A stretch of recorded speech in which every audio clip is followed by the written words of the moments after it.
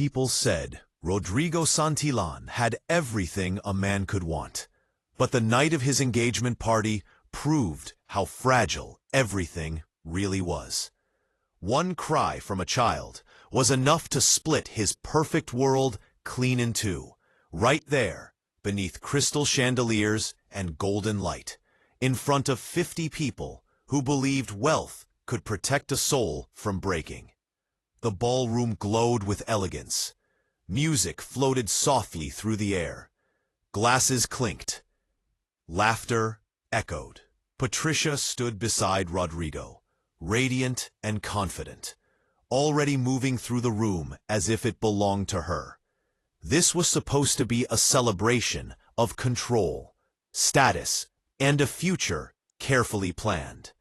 And for a few minutes, Rodrigo almost believed the illusion himself. Then Mateo whimpered. At first, it sounded small, almost lost beneath the violins. But it grew sharper, louder, desperate. The sound cut through the room with the urgency of pain that had been waiting too long to be heard. Guests turned. Conversations stopped. Rodrigo moved instinctively, lifting his 2-year-old son into his arms, trying to calm him, confused and frightened by the intensity of a cry he hadn't heard in nearly a year. Mateo had stopped speaking 11 months ago, the night his mother died. Rodrigo whispered reassurances, rocked him gently, searched his face for understanding. But the child wasn't looking at him. Mateo's tear-filled eyes were fixed across the ballroom, locked on a single figure standing near the service doors. A woman in a simple housekeeping uniform, hands gripping a trash bin, trying to be invisible. Adele Carter. Before Rodrigo could react, Mateo wriggled free.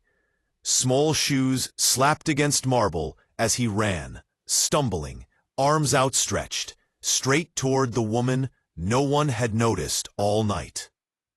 He collided with her legs and clung to her with desperate force, burying his face against her uniform as if his life depended on it. Then came the word, "Mama." The room froze. Gasps rippled through the crowd. Patricia's smile shattered. Rodrigo stood rooted in disbelief. His son had not spoken in 11 months. His mother was gone. And yet, here he was, holding a stranger like home had finally been found. Adele stood trembling, hands hovering awkwardly, fear etched into every line of her body. She didn't embrace the child, didn't push him away. She looked like someone afraid to breathe, terrified that any movement would cost her something precious. Patricia moved first, her heels sharp against the floor, her voice cutting through the stunned silence. Accusations spilled easily, wrapped in disdain. Manipulation, a setup. A woman like that couldn't be trusted. But Rodrigo saw what she didn't. The terror in Adele's eyes wasn't guilt. It was survival. The kind of fear that came from years of learning that being seen was dangerous. Rodrigo knelt. Mateo looked up at him, cheeks wet, lips trembling. The boy managed a single broken word, barely louder than a breath. Safe. That word changed everything. Rodrigo felt it deep in his chest, heavier than logic, stronger than reason. Children didn't fake that kind of truth. Mateo hadn't felt safe since the night they lost his mother. And somehow, impossibly, this woman had unlocked something grief had buried. Patricia pressed harder, demanding action, demanding authority. Security was called. Fingers pointed. Adele shrank inward, shoulders folding, like she had learned to disappear before the world could crush her. Rodrigo stepped forward, voice calm but immovable. He stopped the guards. He stood beside Adele, not above her. He asked not whether she was dangerous, but whether she was safe. The question broke her. Adele admitted she wasn't safe. Not anywhere. Not ever. And in that confession, Rodrigo understood he was standing in front of someone, carrying a past heavy enough to bend a spine. Away from the ballroom, in a quiet corridor where judgment couldn't reach as easily, the truth began to surface. Adele had been running for 3 years from a man who believed control was love and power was permission. A man with money, influence, and a talent for rewriting truth. When she tried to leave, he made sure no one would believe her. He took her identity piece by piece until escape meant disappearing entirely. She had learned how to clean floors quietly, avoid cameras, stay small. Visibility was dangerous. Kindness was rare. Protection didn't exist. Until now, Rodrigo listened without interrupting, without doubting. For the first time in years, Adele spoke without being silenced. And for the first time since his wife died, Rodrigo felt a purpose sharper than grief. Protecting his son had taught him strength. Protecting someone else taught him courage. When the knock came and the security footage played, the past arrived at the gate in human form. Sebastian, still confident, still certain the world belonged to him. The betrayal cut deep. Patricia had called him.